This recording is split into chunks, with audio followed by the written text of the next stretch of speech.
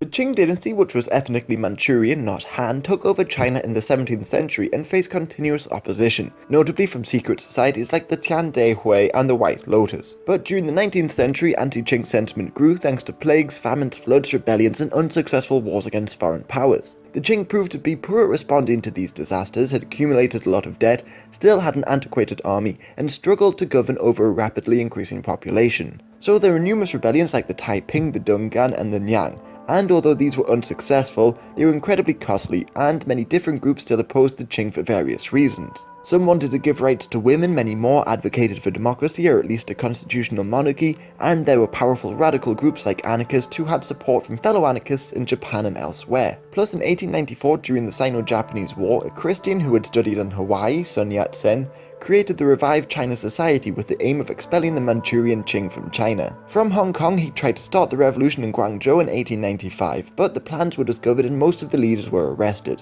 But anti-Qing sentiment continued to grow when Empress Dowager Cixi launched a coup against the Guangzhou Emperor because he tried to modernize China during the 100 Days Reform in 1898. But despite the ongoing Boxer Rebellion in 1900, Sun Yat-sen's Huizhou uprising once again failed. So in 1905, in exile in Tokyo, Sun Yat-sen united many anti-Qing groups under the leadership of his new secret society, the Tongmen Hui. From America, Malaysia, and Japan, the leaders gathered many supporters, many of which were officers and soldiers in China's new army who wanted to modernize China and prevent further foreign incursions. But they also had the backing of local gentry who felt disenfranchised by the Qing political system, and the new group of intellectuals who had studied abroad or benefit from the new domestic education system. But their first attempt to start a revolution in 1910 in Guangzhou failed once again. Meanwhile, many railway lines were being built in China, largely by foreign companies. The Qing started to allow local governments to build their own lines. However, they soon gave the right to build these lines back to foreign companies in order to make money and decrease building time. This led to large-scale protests in Sichuan in August 1911, led by the Railway Protection Movement. Many soldiers from nearby Wuhan were sent to help quell the protests, but the revolutionaries were unprepared to take advantage of this situation. However, while making bombs, one went off, and the police investigating the explosion found a list of all the revolutionaries in the area,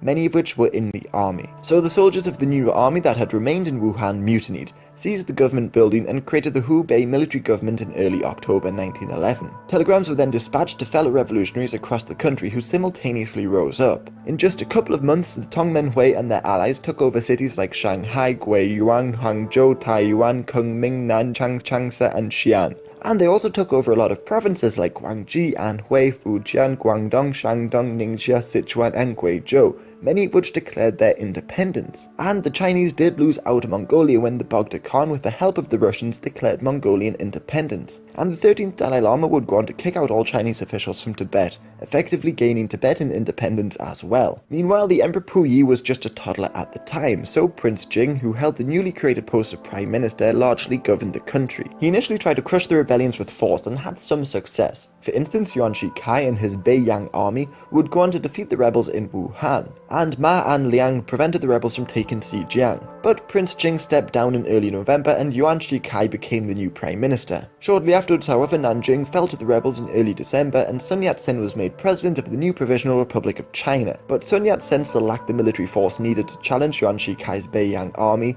and was fearful that a prolonged civil war would encourage further foreign encroachment. So in early 1912, with the help of foreign powers, the two sides entered peace negotiations. Sun Yat-sen agreed to hand over control of southern China to Yuan Shikai, but Yuan had to force Puyi to abdicate and set up a republic. A parliament was created, but Sun Yat-sen's new Kuomintang party was so successful that Yuan began ignoring parliament and persecuting opposition. So a second revolution was launched against Yuan, but this failed, and in 1915 Yuan declared himself the new emperor, but died the following year. And just before he died in 1916, military leaders in the south rebelled against him and China began to split up into small states governed by warlords. Sun Yat-sen would eventually return to China in the 1920s and try to unite it, but this began the Civil War, which lasted until the 1940s.